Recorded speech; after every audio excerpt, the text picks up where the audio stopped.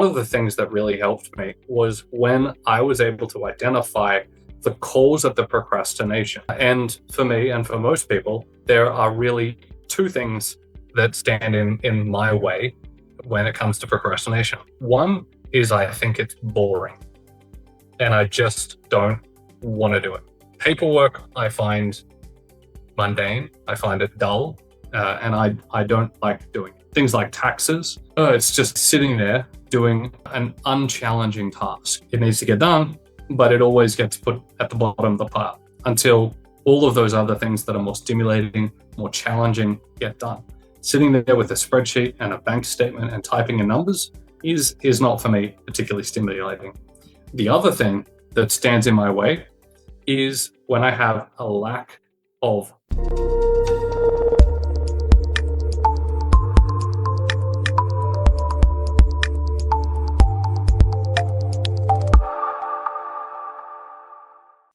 Hi there, welcome to the replay of our after hours discussions with professional coaches. Your exclusive complimentary Sunday session for all of our community around the world, where coaching minds unite with our people to create real world results. I am Adrian Cahill, your host and founder of the Motivate community, and more recently, Monday Morning Motivation. As a global trainer in NLP, neuro-linguistic programming, coaching, and hypnosis, this weekly gathering brings some of my colleagues from trainings, my fellow students and coaches all together in one place where we can discuss, share, help change the world by delivering free, quality information that's here to help you transform.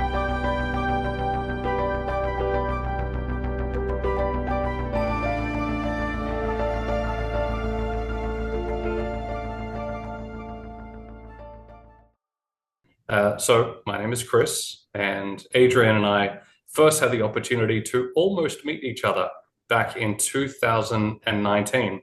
He and I missed each other at one of John Grinder and Michael Carroll's events in Sesimbra in Portugal. I left, I think, the day before he arrived. I was called away to actually do some real work, or at least what I called the real work at the time. I had the experience 7 years ago of meeting somebody that took me down a path that led me to some place that I had never anticipated reaching before. I'd always envisaged a life of travel, of choices and opportunity to pursue curiosity, but I didn't have a definitive way that I was going to achieve that. I met somebody after deciding to take myself back to university, and we began a business taking people who specialized in nonverbal communication to China. Now, I had, through that experience, the pleasure of spending quite a lot of time with John Grinder's brother, Michael. And Michael and John are cut from the same cloth, but an entirely different outfit. I had many hours spent over breakfast and long car rides to speak with Michael. And through these casual conversations that I later discovered were informal coaching sessions, I had the pleasure to discover things about myself through questions that I never would have asked. And those questions and the realization from those questions have allowed me to expand my potential and create things more deliberately. And one of those things is around this concept of success. And what is success? I had always had this as a goal, that I wanted to be successful, but I had never actually bothered to reflect on what my idea of success looked like. And I say that looked like very specifically, because when I thought about success, I thought about the things that I would be able to do or the opportunities that I'd be able to take advantage of. But I didn't have a very clear picture of what that actually looked like. After having these conversations and then developing further the field of NLP, which eventually led me to become a trainer working with Adrian, I asked myself some questions that provided some clarity, some very specific things that I saw as being a measure of success. We can discuss a little bit further in this conversation about what success looks like to other people, because everybody is unique, of course.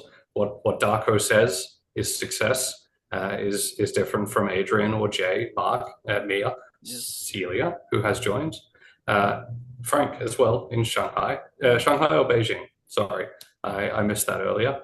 But we have to take the time when we're creating this concept of success, not just to say, I want to be successful. It is non-specific. Like I said, Darko's idea of success and mine, vastly different. I think that if Darko had to step into my shoes right now, he would say that this is a miserable existence. The idea of being away from family for such long periods of time, getting on a plane every couple of days, jet lag, these things are not, in my opinion, what Darko would like to have as his reality. But it is mine. I enjoy it. So success, the what it is something which I encourage everybody to really sit, reflect, meditate, however it is that you arrive at answers, but to be specific in what your idea of success is. A lot of people find vision boards to be particularly helpful, and they are a great starting place. If your idea of success is sitting on a beach, drinking Mai Tais, then that's great. Stick that on the vision board. But what specifically is it about sitting on a drinking Mai Tais? Is it, in fact, that you really love the beach and you find Mai Tais the most enjoyable drink? Or is it your idea that you want to be able to escape financial constraints? Is it that idea of success is freedom? Because freedom might be sitting on the beach drinking Mai Tais, or it might be something else. But understanding why you want to be sitting on a beach is more powerful than thinking you want to be sitting on a beach. I know that through conversations that Adrian and I have had, and we have had many conversations, that when he talks about his idea of success, he can describe very, very succinctly what are the goals that he would like to achieve. But if you were to ask him why he would like to achieve them, then you get to peel back that onion and discover who Adrian really is. And that's the thing which I encourage all of you to do, to discover the why behind the what. Because it's that why that you want to achieve the what that is going to be the provider of the constant motivation. Because as you move through your path to success, inevitably there will be setbacks. And if your idea of success is sitting on the beach, that might not be powerful enough to get you through whatever the difficult periods are going to be. Sitting on a beach, that's nice, but when you're up against an obstacle, it might not be powerful enough to actually get you out of bed, to get you to make that phone call, to file those taxes, to do the paperwork, to cross the road and start the run, whatever the goal is, whatever that success is. If it's just the picture, if it's just the what and not the why, then you're going to find those struggles more difficult. Adrian, I'll just pause that there for a second. As you have developed in your particular set of circumstances and taken the time to reflect since when we first met, how has your idea of success changed? Because I know that it has. It certainly has. Certainly has. I love what you've shared so far. My what, as in what I classify as success, has changed. And more recently, it's changed again. And to be honest, I think a lot of us have a hard time defining what our own definition of success is. So if we have a hard time defining what it is, like I did, half the battle seems to be defining it. Yeah, I hit some big goals. I achieved my what? I got my house, and I had it, and I was there on my balcony, and I hit my financial target, and I was by myself, and I cried, and it was a pretty sad moment.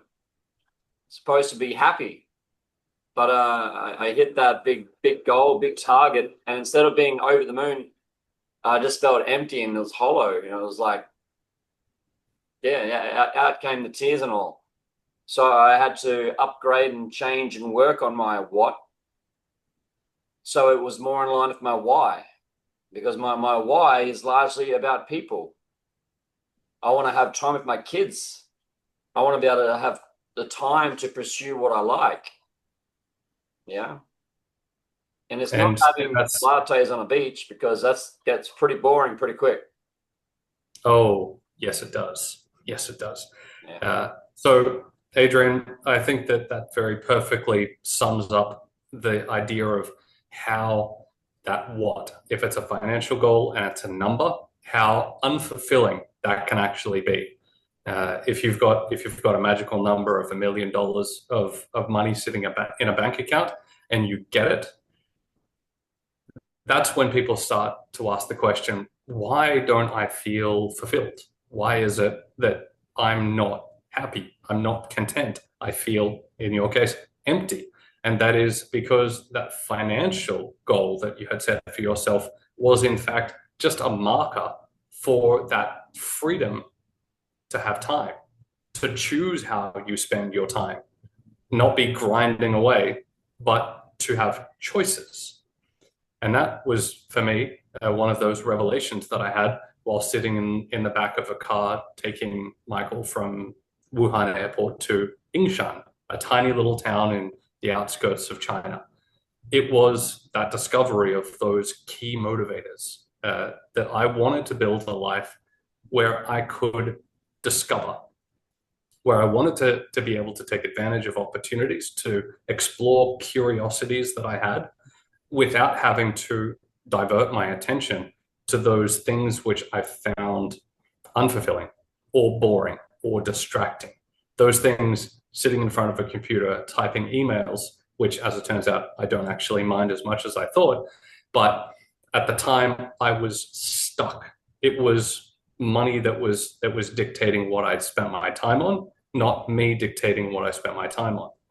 So as we've now come into a period where it's been 6 and a bit years since Adrian and I had the first opportunity to meet. It's been about 4 since I met Jay and Darko. Those ideas that I have had, I've been able to put them to the test. Do those things that I had as measures of success, those ideas of success that I had, have they stood the test of time? And they're certainly not rigid. They're certainly not frozen or stuck. There have been ebbs and flows, and some of those things which I have been pursuing, I've realized that as I've got older, they're not as important. They're not the things which are going to be those ideas of success for the next 10 years or the 10 years after that. But it certainly has been a useful exercise to get me to this point. Discard those things that are no longer useful, like we were talking about throwing those things out that don't have the value there, Jay. Discarding what's not useful, keeping what is.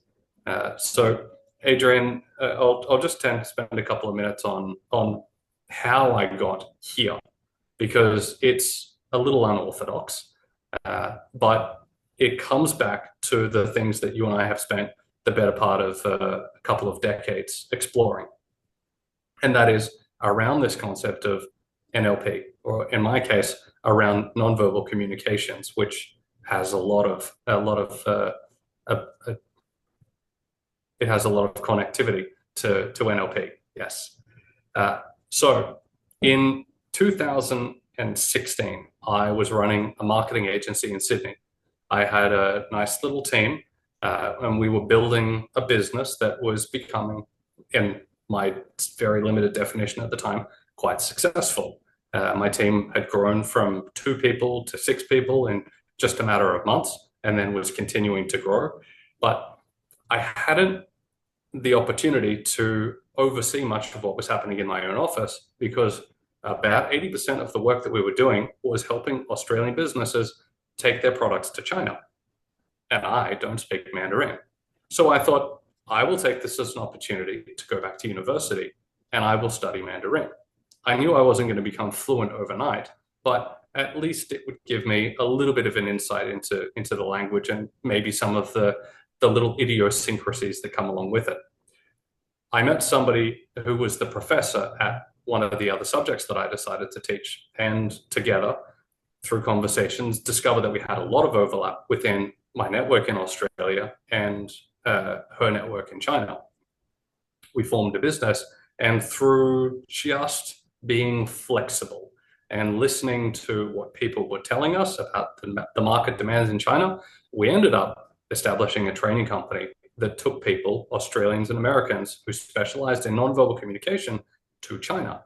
And so for a number of years, we were building this business and starting, in fact, we had, in my opinion, created a successful business. We were being approached by educational institutions, government organizations, city councils, and it was good. And then, of course, COVID happened and that all unraveled. But I had spent a number of years developing some skills around nonverbal communications. Through a customer of mine, through my marketing agency, we'd established a bit of a friendship, a business friendship. And he approached me after achieving some success for himself, and he asked me what I'd been doing. And I explained this nonverbal communications thing, and he found it fascinating because at the time, he was having his own difficulties with communicating with clients. As a consultant, not being able to communicate effectively with clients can be a problem. And so he asked me if I could give him a crash course in nonverbal communications to see if he could upskill himself in any way. I, of course, obliged, and he and a friend of his came to my office for a day, and I gave them 6 hours of what nonverbal communication is. He said, "That's fantastic. I have no interest in putting in the time to learn those skills. What are you doing next week, Chris?" And so next week I was on a plane flying to Dubai so I could be his nonverbal communications expert. And it was my job to be the mediator or the transistor between his clients and him, to pick up on the things that weren't immediately obvious to him. For a number of years between 2018 and 2021, he and I were working fairly consistently on this business of his. There were many difficulties that came along the way, but it was the skill set that I had developed through this nonverbal communication, listening to the whole message or watching the whole message, that allowed me to create a situation through some negotiations that went particularly well with my counterpart, with some legal disputes that I was able to successfully negotiate a settlement that was quite positive, that I found myself receiving a financial windfall that was quite helpful. To Adrian's point, I then went and sat on a beach, and after about 2 weeks, I was done. I was done with the beach sitting. It really wasn't that amazing. I went and took myself to Antigua, which is a small island in the Caribbean. Beautiful place, 365 beaches. But after a couple of weeks, I recognized that now that I had created this set of circumstances for me to pursue opportunities as they came along, I needed more stimulation in my life than just lattes at 11 a.m. and margaritas at 7 p.m. Jay, take note, if you're going to sit on an island, it's not all Mai Tais and sunsets. Unless you start having margaritas at 11 a.m. and lattes at 7 p.m. You see, Chris had it the wrong way around. That was the problem. That was the problem. So now that we've got through all of that, I've since taken my life in a direction that allows me to pursue both my economic ambitions, to build businesses, to create teams, to use the skills that I have developed over the last 20 odd years of business, but also continue to live a life of excitement, of discovery, pursuing curiosity. Right now, I know that if I finish up here, it'll be roughly dinner time. I'll take myself out onto the streets of Bangkok, where I am today, and I'll see what's next. It could be a new restaurant that I've never seen. It could be a bar I've not been to. I could bump into all manner of people that find their way to Bangkok, and I could strike up a very interesting conversation with an American or a French person, and that could be the next friendship. But how I got here, or the actual mechanics of it, are secondary to the framework which you could adopt, that you could apply to some of the things that you do. Darko, for example, I know he has been a keen student of this school of thought for many years, and I have seen him grow from little Darko to coach Darko to mentor Darko, sometimes trainer Darko, and I always enjoy that smile on Darko's face when people are talking about him. Yes, we see you. So what I said before about start with the what and start with the why, that is probably the most important part. Be as specific as you possibly can, because like I mentioned, those are the things that you're going to need to rely on to get you through some of those difficult periods. A lot of people, they like to use the concept of a SMART goal, the specific, measurable, achievable. Adrian, what's the help? Realistic. Realistic. Thank you. Realistic, and then time bound. Yes. But some people use them. So sorry, go ahead, Adrian. What you're saying here, Chris, I have a book somewhere. Simon Sinek, always start with why. However, guys, when we go to why, if we go directly to why, like, why am I here? Why? It's a bit hard. Now, in my mind as a kid, I always had $1 million. So if I put my what, as Chris just said, so if I go from my what, $1 million, over to the why, well, why is the $1 million important? That for me works. A friend of mine wants a BMW. Now, he might not know the why, but he wants a BMW. So the what is a BMW, the why, right? So even though some people and models often start with why and then what, then how, what if, the training model, the format, training method, why, what, how, what if, right? Or Simon Sinek, why. Actually, what Chris is just saying here about going to the what first, or whatever kind of what we have as a rough goal, I mean, it's pretty easy for us to have a couple of what goals. Yeah, it's pretty easy for us to have a couple and then go to why. So I really like what you shared here, Chris. And I'll just seeing what you shared in a couple of different directions and just kind of checking it out. Why don't you just start with why? Well, that's why. So what? Some things are really important, like paying off our house. Or for some people, it might be a family, and then we go back to the why. So I really, really like that. It makes really good sense, Chris, when I consider it. And Adrian, just to expand on that ever so slightly, and I'll come to you in just a sec, Jay, if that's okay. And that is that even those things that you don't necessarily want, and I'll just use this as a vague example. I was scrolling through the interwebs the other day, some time wasting social media while I was waiting for a flight. And I saw some guy, and he and his partner had bought an old abandoned farmhouse in Japan. And they were renovating it, and that was where they were going to live. And I thought, wow, that'd be great. For me, that'd be great. And I thought, okay, no, practically that would not be great. But the thing that sparked that thought of that would be great for me is that is a challenge. that I have no idea how I would be able to overcome putting my hands onto an abandoned farmhouse in Japan. I don't know the language. I don't know how to build things. I can barely change a tap, but that is an entire world that I've not approached before. And giving myself a set of challenges and then seeing how I respond to it is something that I like. And so the what of having an abandoned farmhouse in Japan, that's not really a goal of mine. It's a $10,000 to $100,000 exercise. It would be an enormous time suck, and it would take me away from the things that I really like. But it did give me that moment of, okay, let me think about that for a second. What is it about that that is so appealing?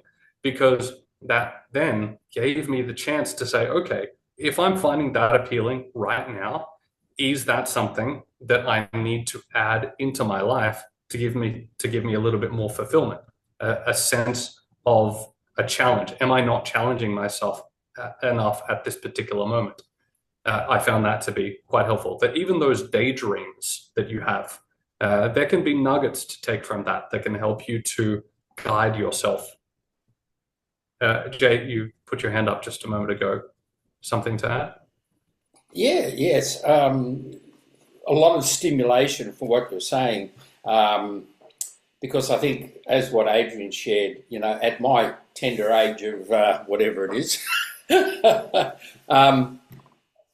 I set a goal, and I've found something along the way, is that when we ask the question what, we very rarely, I believe, ever can understand to achieve that what's involved and the detail.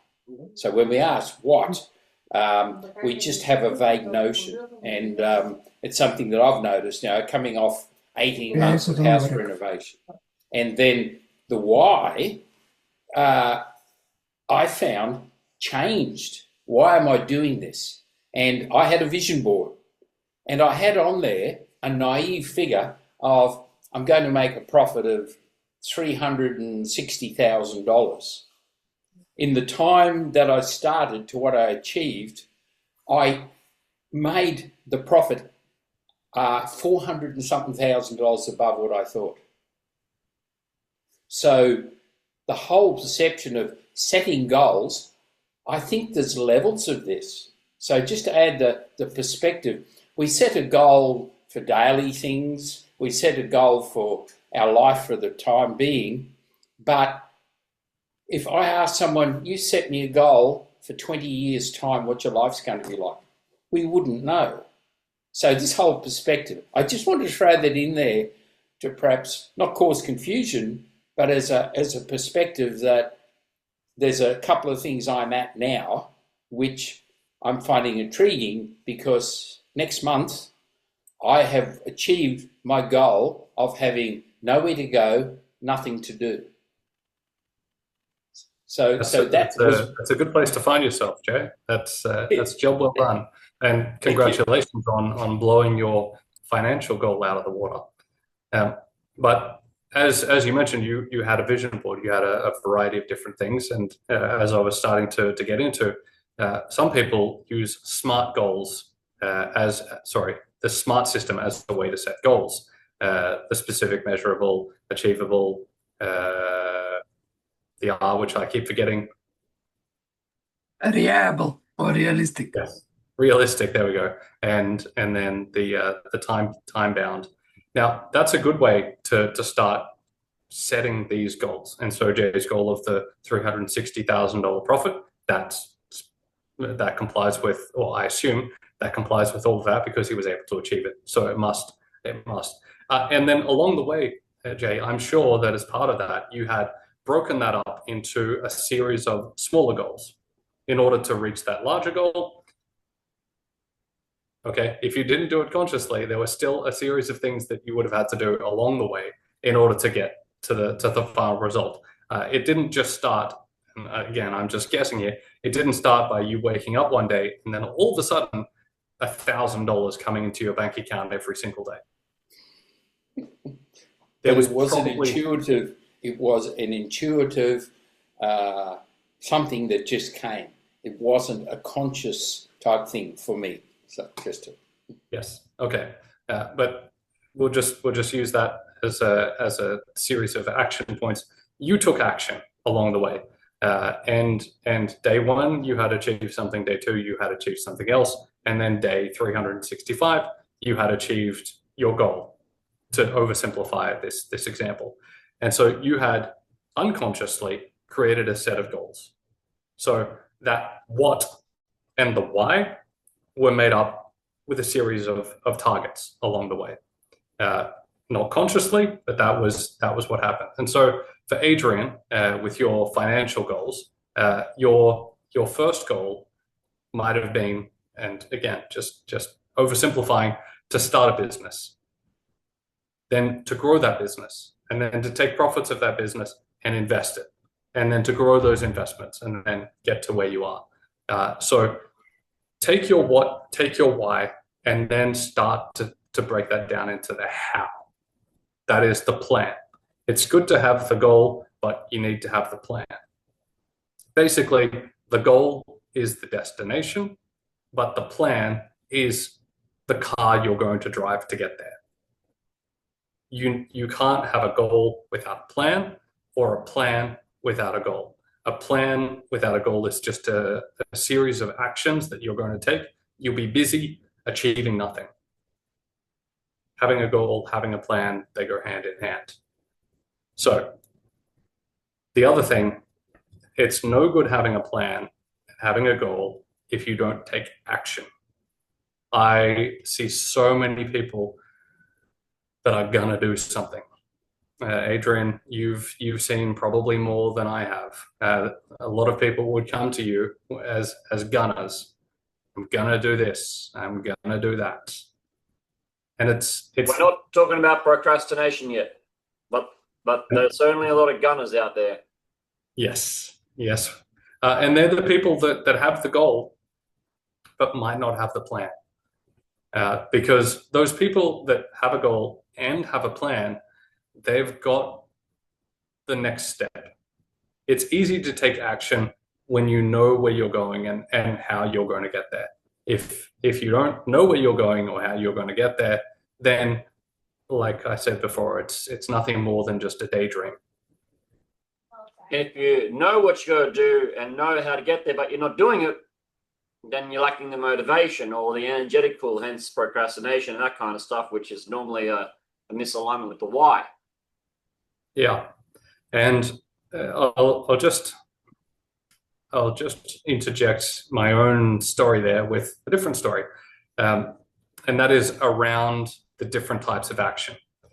I work with two different people in two different businesses that have some synergies, and so they find themselves working with each other from time to time. One of them is the overthinker.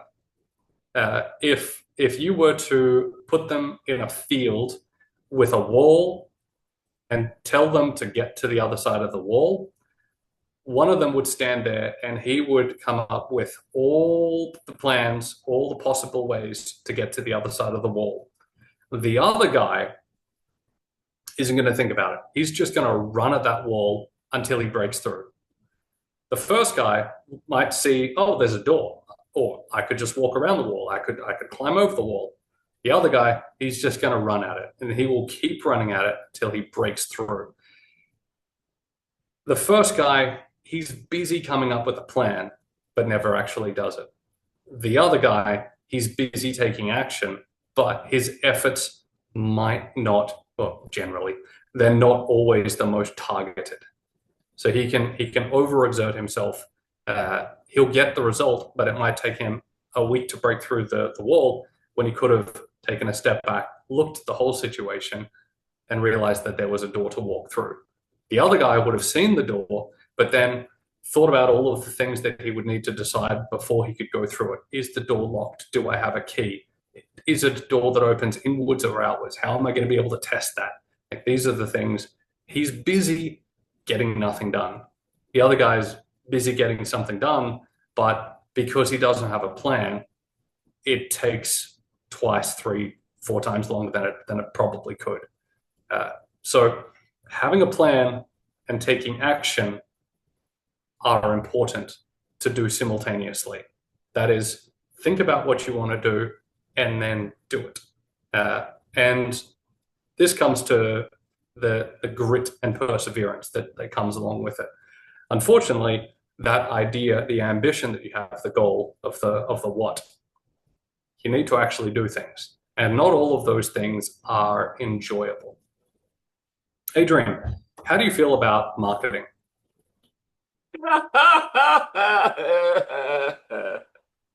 Not really. You don't really think about marketing?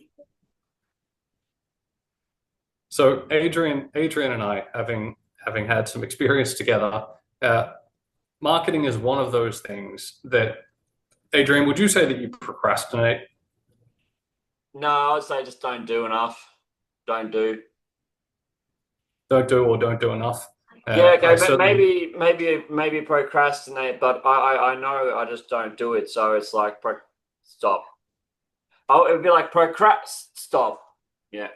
Okay, so you reached the point of just giving up. I quit far too fast to procrastinate. You know, I don't procrastinate on marketing because I quit too fast.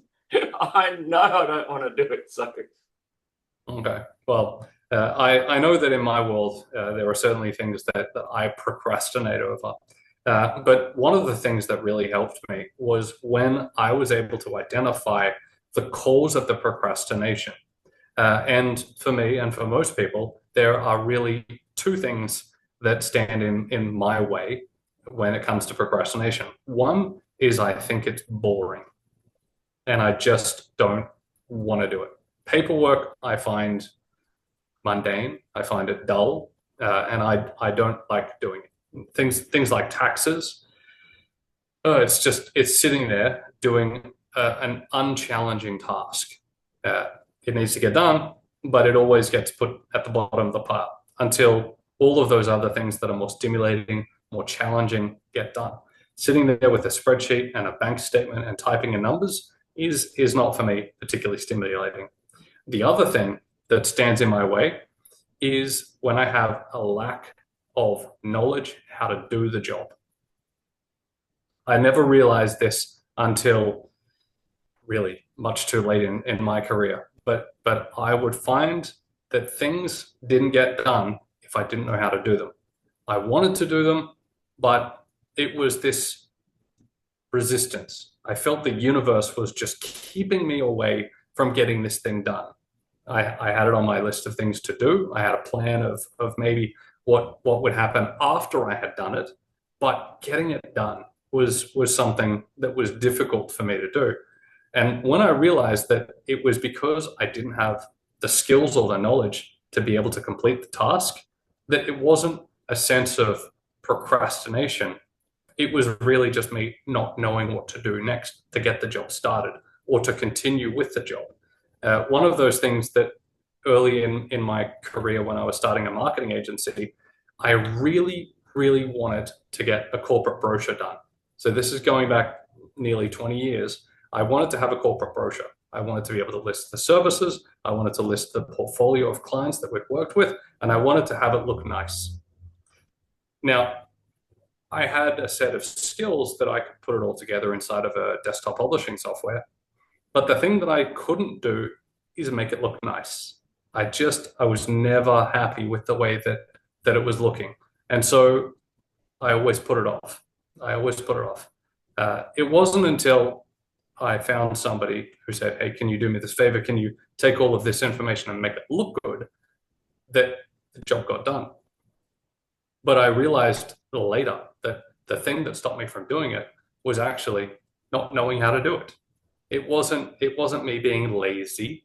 It was just me not knowing how to do it. I didn't know that I couldn't do it, so I didn't ask for help to do it. But it was this circle of inaction that just plagued me. And I felt this constant set of disappointment that I had yet again wasted another day. I had wasted another day and another day. And then all of a sudden I'd wasted a year by not doing this task. I knew it was going to help me, but I didn't do it. I didn't realize it was because of a lack of skill. If it was because of that, I could have gone and learned the skill, and then I could have done it. But it was this inaction that plagued me, and then I felt bad about it.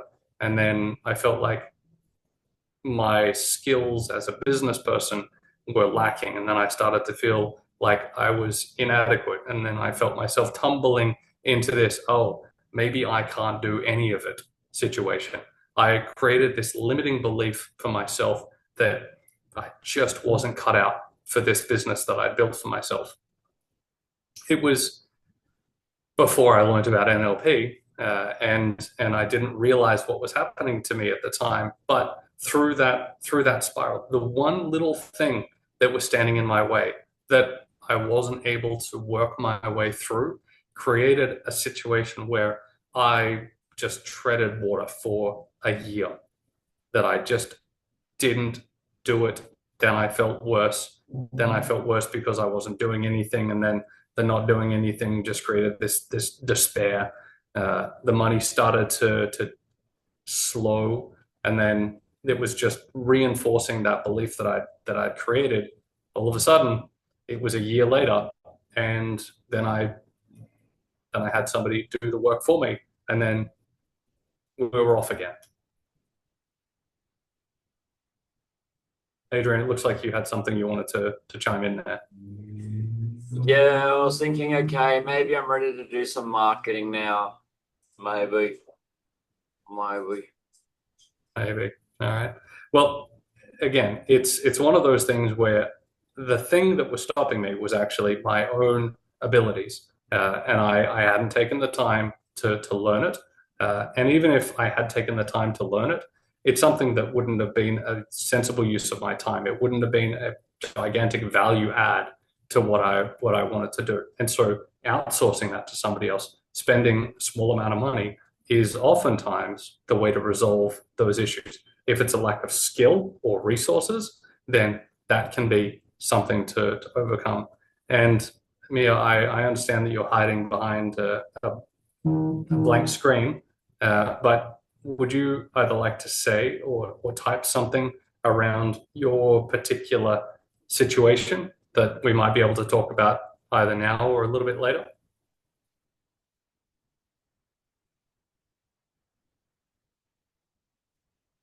We'll go with the hiding.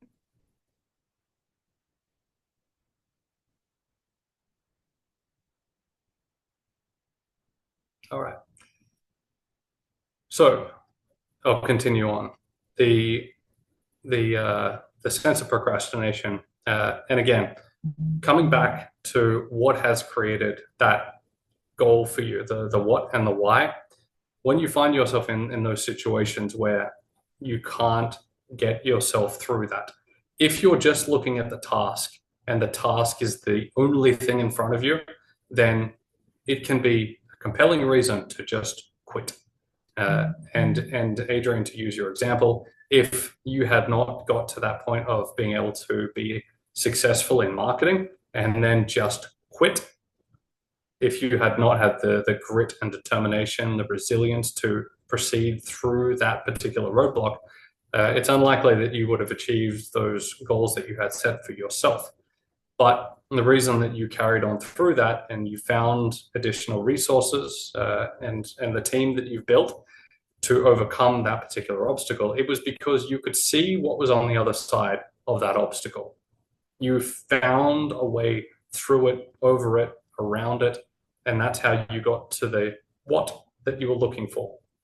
So having that sense of the what I want and being able to step back from the day-to-day reality of whatever's in your way, whether it's a situation that you are procrastinating over, or if it's just something that's particularly difficult, being able to sit back and look at that vision board at the end of the day, or just be able to go back into yourself and think about that what, and then if you can, the why, you'll find that why can overcome just about any small roadblock that puts itself in your way.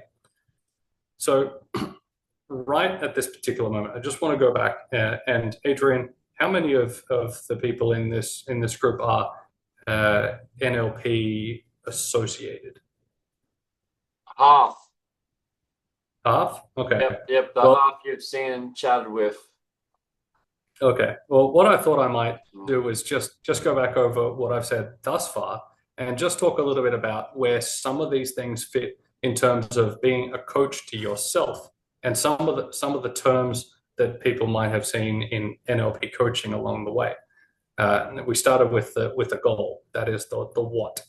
Now, when you're thinking about this, it can be quite helpful to really put yourself into this future state that you might have thought, to experience what it will feel like to have achieved your goal, to be sitting on the beach sipping a Mai Tai because you have the financial freedom, to be sitting in first class on a flight on your way to Prague, to just think about what that would feel like as the airplane accelerates down the runway for that first class flight that you take, to feel yourself push back in the seat and lift off. When you can put yourself into this future state and really feel it, what you can do at that point is you can create an anchor for that state. And I'm assuming that if you aren't aware of what anchors are, then Adrian Darko J will be very happy to assist you in setting anchors for yourself.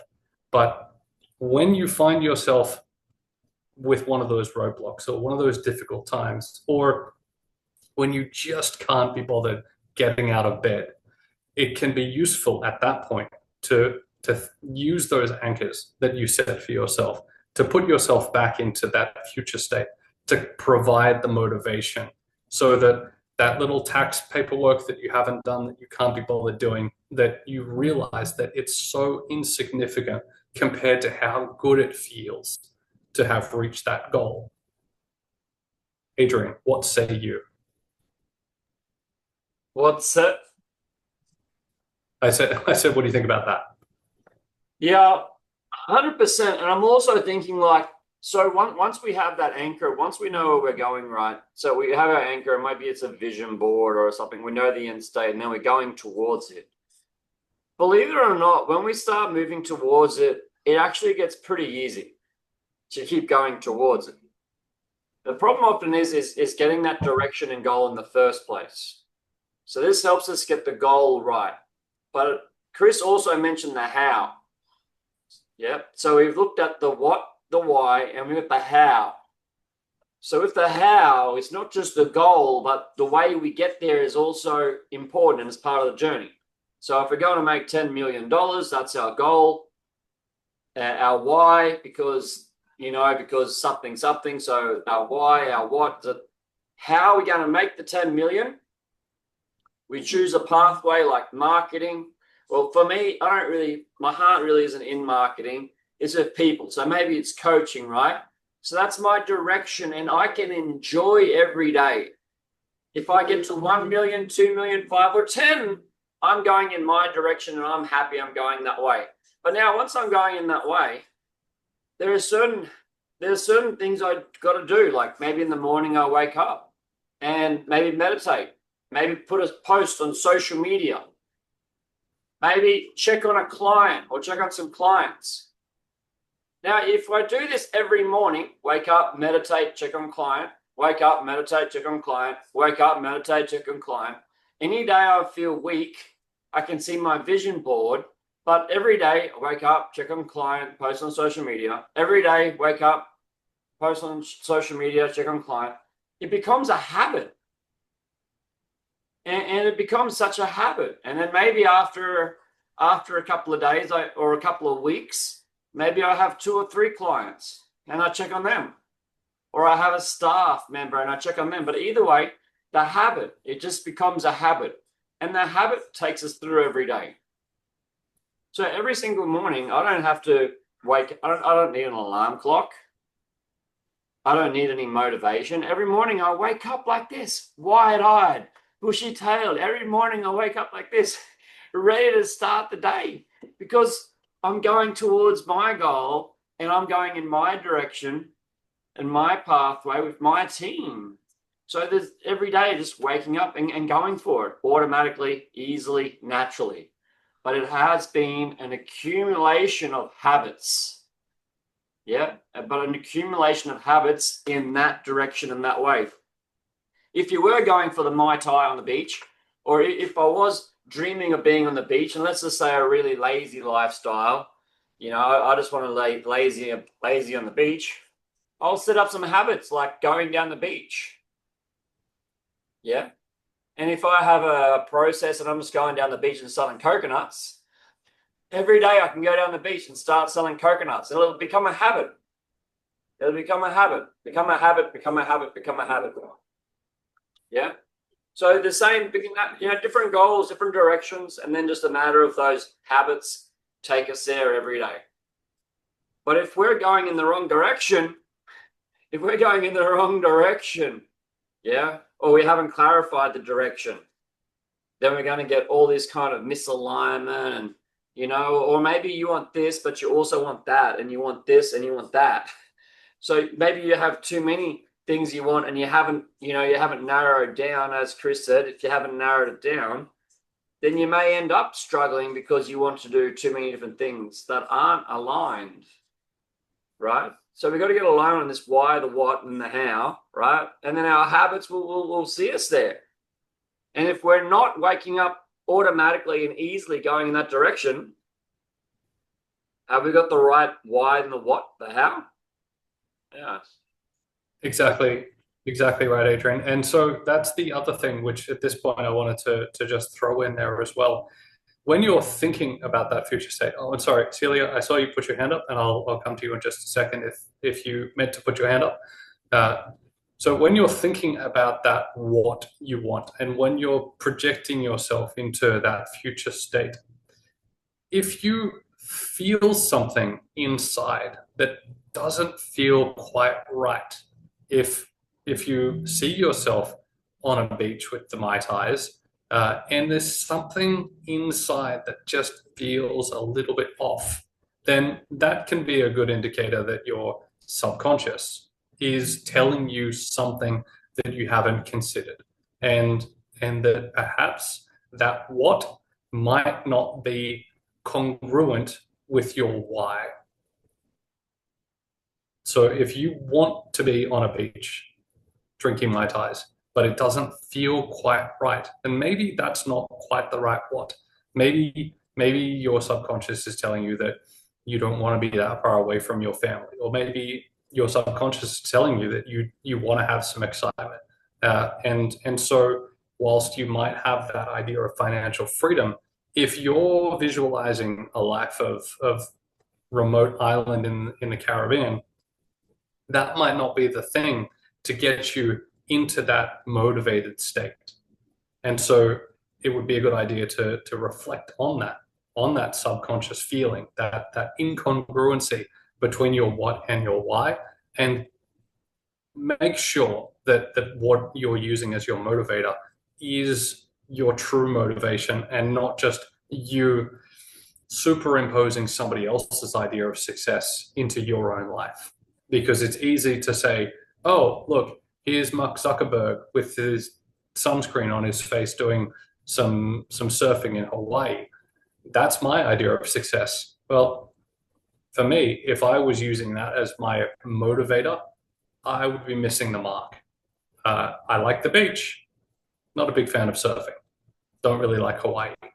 So those are the things that wouldn't get me out of bed in the morning. If I was using that as my picture, it wouldn't be able to push me through any difficulties that I have. I would just say, oh, I didn't get it.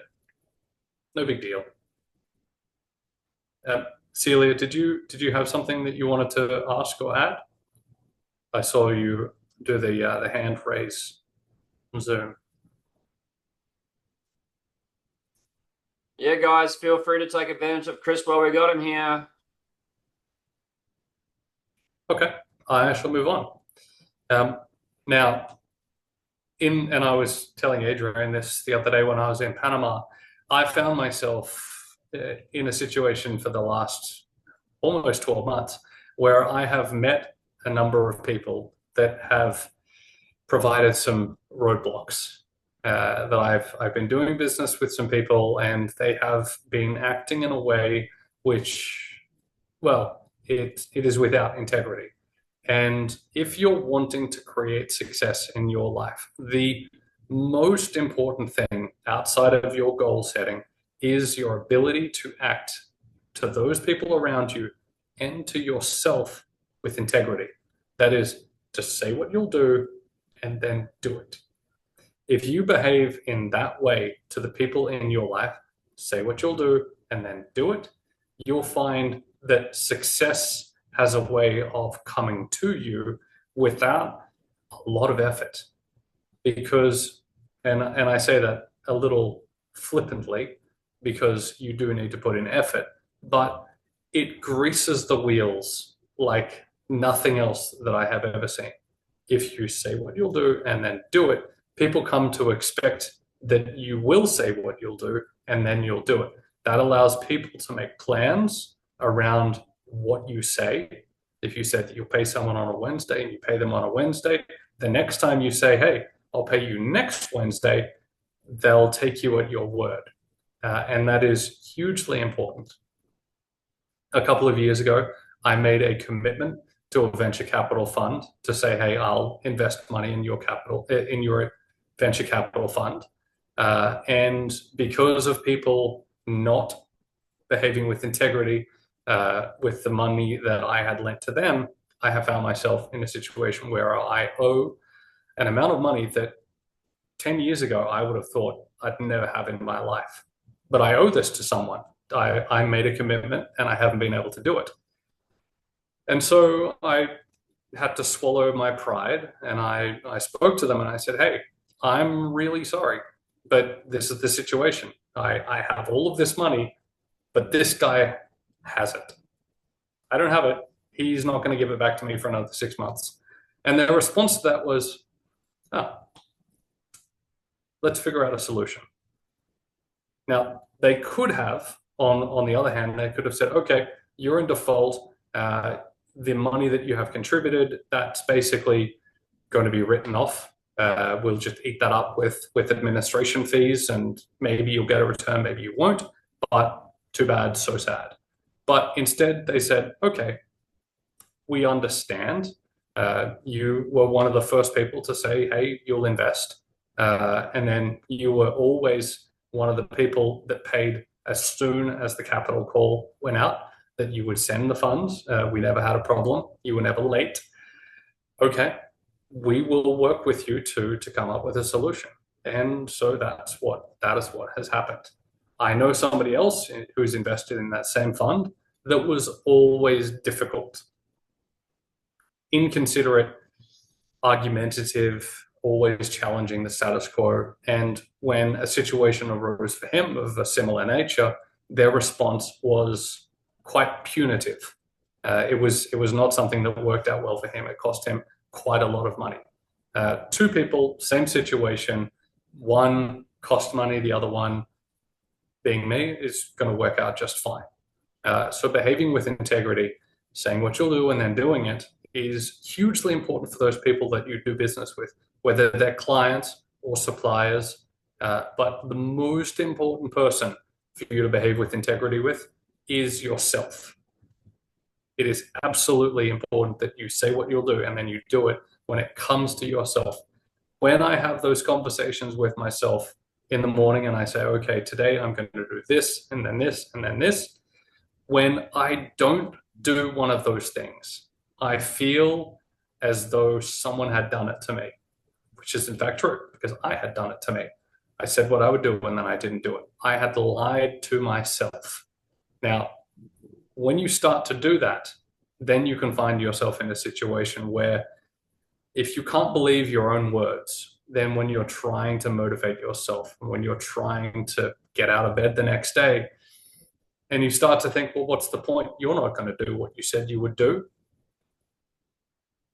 You're not going to be able to do any of those things. That success that you want, why do you deserve it? You're a liar. Adrian, I'm seeing this look of realization on your face. Not going to get religious, but that's one of those Bible verses come in like treat others like you want to be treated yourself, because the way we treat others is ultimately the way we get treated back. Yeah. I really like what you said about the business there, because with my business, property business, I'm always paying invoices straight away. And a lot of the times I'll get invoices and I'm on my email and I'm on my phone, but I might just shoot it through and do it on my phone. I don't do it with my team, but everyone that works for my property, like cleaning, repairs, anything, whenever they send the invoices, they get paid within 24 hours. And it just has meant that they're always on call for me. They're busy, but when I need them, they make changes for me. Same. Yeah, absolutely. Now, the other thing which I wanted to just talk about there is, Darko, please. Just I want to add, this what you're sharing is really important to be in the integrity. And from my experience, I can say that some people are hiring support for that, like accountability coach. Some they are going to partner to something just to hold them accountable, to give them support so they can achieve everything what is their planning, and to give them feedback, to keep them to be in integrity, so they can provide a better value. Yeah. This was the sharing. And just to continue on with what I was saying about the financial situation, for me, that was a situation that created a huge amount of stress. It was something where the stress just came out of nowhere. I've led a fairly stress-free life for the last 5 years, but having that situation created stress, and stress doesn't really help. It doesn't help sleep. It doesn't help motivation. It doesn't help productivity. It's a dangerous addition to a situation. But when Adrian and I were conducting training and running these sessions on a Sunday all through COVID, the question was asked of me, what is it that creates stress? And it's something that I hadn't thought about, but I took the opportunity to go back and do some research and do some thinking, do some reflecting. And it occurred to me that there are really just a couple of factors that go into stress. It is a lack of time, a lack of resources, or a lack of certainty. Now, if you are a boss, if you're an employer, or if you were just managing yourself, if there is a task and if all of a sudden somebody takes away time, resources, or certainty of outcome, it will induce a state of stress.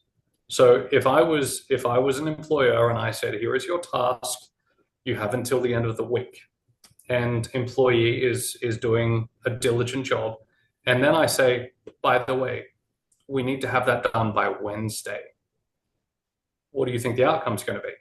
It is going to be a stressful response.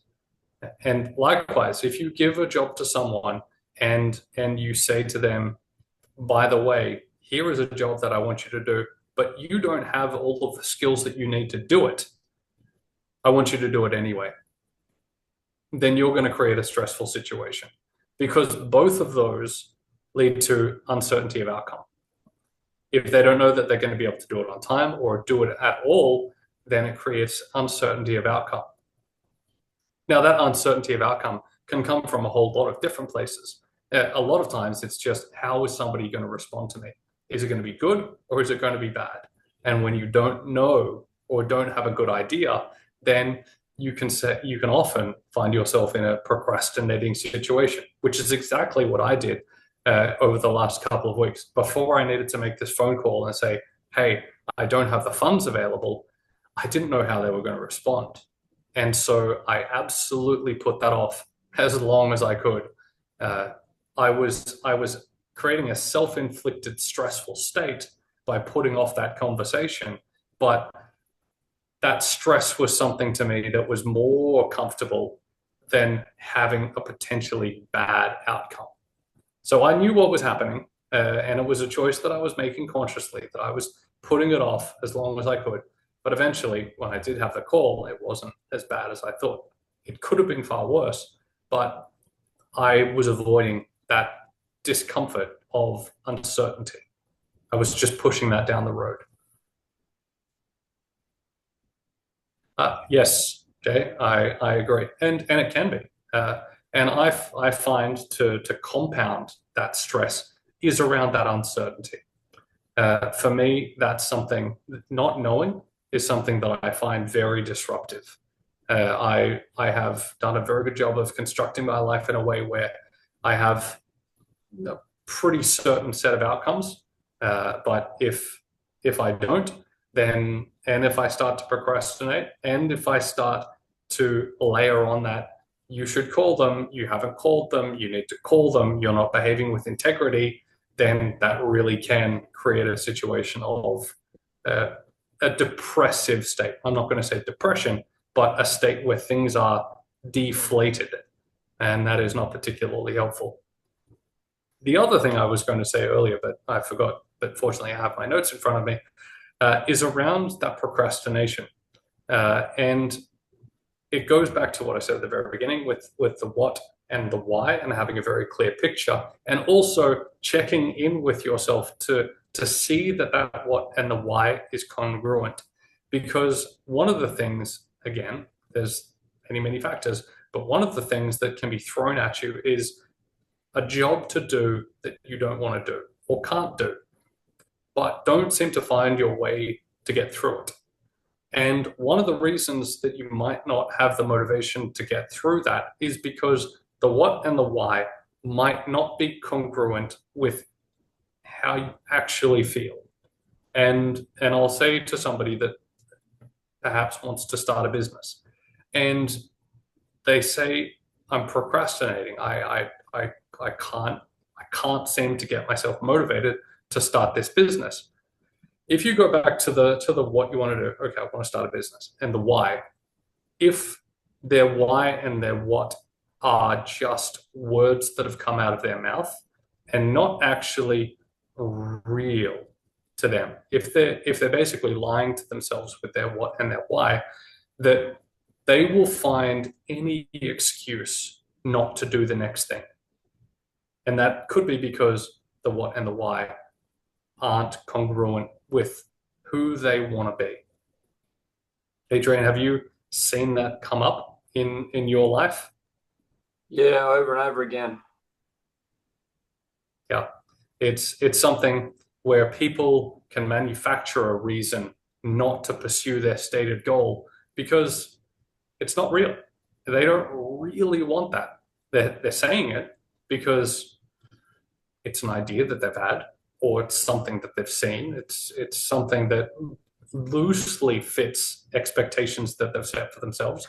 But if it's not genuine, if it's not something that they've got a passion for, then the smallest obstacle will become a reason to say, it's all too hard. I don't need to do it. And if I can just going to pull out the money one, because it's an easy one. Sometimes people tell me they want, and they got some kind of financial goal, but they don't really take action on it. And the misalignment comes from, they have this financial goal, but the misalignment comes from, they also believe money is a source of evil, or money is the root of evil, or money makes you a dickhead or something, right? So they've said they want money, millions, but they also believe that equals them being a prick or not being liked or being the root of evil, whatever it is. So misalignment straight up. Yeah. And the other thing that, sorry, go ahead, Jay. Jay, you're on mute, but just before Jay does, and another one is people that want to make $1 million or want to make a lot of money out of coaching. Because coaching, one-to-one coaching and mindfulness and breathwork and stuff might not really be a good vehicle to make high financial goals in a typical format. But anyway, Jay. Yeah, I wanted to add something because of the experience in men's groups over this last, goodness, I lost track, 5 or so years plus, that what you're talking about, we call integrity and accountability, is the most significant part of the work being done with men coming into the group. we talk about, setting goals as well. And most men don't seem to really even know, even though we talk about SMART goals. So we tend to start off by setting a very small goal, such as in the morning when you wake up, you're going to do 5 minutes exercise, and we have accountability partners. And as people progress, as men in this instance progress and achieve it, it actually bolsters the self-esteem. And this hasn't been mentioned yet in part of this. And I just want to go back to when I started with the NLP and I followed Tony Robbins. A quote that he said it significantly affected me. From uncertainty is the greatest opportunity for personal growth. But the mechanism for actually achieving that is what was lacking, and NLP provided that. But goal setting in a small way and achievement bolsters self-esteem, which then gives a person the wherewithal to look bigger, to want to achieve more and move forward. And I just think this is a significant part of what we're talking about, my view on it. Thank you. Well, Jay, as keeping with tradition, you have jumped the gun on exactly the next thing I was going to say. So I'm glad that some things never change, and that is exactly right. Because when you are in a state of procrastination, and perhaps because I do want to be clear that sometimes if you are incongruent with that goal, that can manifest itself as procrastination. The other half of it, that procrastination, could be because you are reinforcing your limiting belief set. And that is, I want to be successful, but look, I can't even do this most basic task. I said I wasn't successful and I couldn't be successful. Look, here I am proving it to myself because I can't even do this little job. Mindset and self-esteem are quite oftentimes, they are a mirror of each other. And so you really need to ask yourself the question, is it that I can't do this job, or it's that I don't want to do this job because of some other reason? Perhaps it's that limiting belief. Perhaps it's because that if you do that, if you go down that pathway, you're going to be cutting off some other opportunities that are actually important to you. That procrastination can sometimes be your self-protection mechanism. Now, I'm not saying that protecting a limiting belief is positive, but it's yourself doing these things, putting a barrier between you and success because you haven't quite come to terms with what you will be if you are successful. You know who you are as this unsuccessful person, but what does it mean to become successful? I don't know. I'm afraid to find out. Therefore, I won't do this thing. I will manufacture a reason not to get to that success because I don't know. It's that uncertainty again that is rearing its head. Uncertainty is uncomfortable for a lot of people. And so if you want to be successful, there is going to be a lot of uncertainty on the path, whichever pathway you go, but you're going from what you are to something you're not. And that is filled with uncertainty, whether it's the path to get there or the outcome itself. Who is it that you're going to be on the other side of this success journey? Now, a lot of people don't have the luxury to digest these things. Some people are just so driven that they do it anyway. The super successful tech people, the entrepreneurs of Silicon Valley, they're just so driven that whatever comes their way, they'll swat it out of the way, they'll overcome it, they'll find a way to achieve what they want. But then they find themselves in a situation where they are successful, and then they need to start the process of, what do I really want? What do I actually want? I don't have people around me that enjoy spending time with me. I'm alone. I'm filled with people that are just leeching off me. Is this what I really wanted? Like, I've got this financial success, but have I created my own definition of success? And the people that I have had the opportunity to meet in my recent years, if you have a conversation with them and they have an honest moment with you, almost always there were things that they were pursuing that weren't financial that they forgot about, that they pursued money over the things that they actually wanted, and it cost them along the way. I'm not discouraging financial success, absolutely, but it's important to look at the situation holistically, because there is little point in creating financial success if you find that you've lost the opportunity to create a life that you really wanted, that would have created actual happiness. I was just going to say one other thing. Oh, and that was around stress. A lot of people have this idea, and I'm one of them, that a demonstration of how busy you are is how, no, this isn't quite the way I wanted to phrase it. People think being busy is equal to being productive.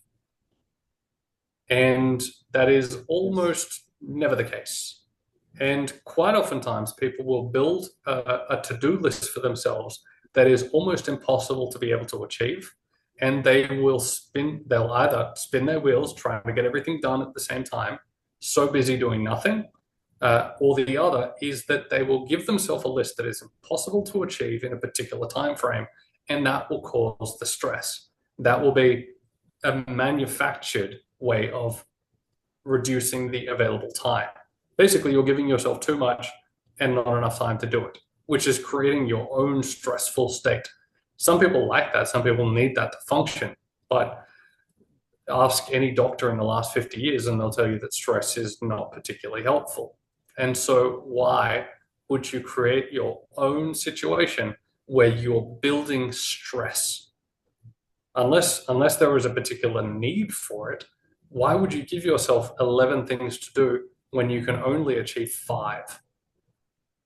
There's no reason to give yourself goals that are unattainable in a time frame that are attainable, because that just creates you're giving yourself a manufactured situation of both stress and failure, neither of which are particularly helpful.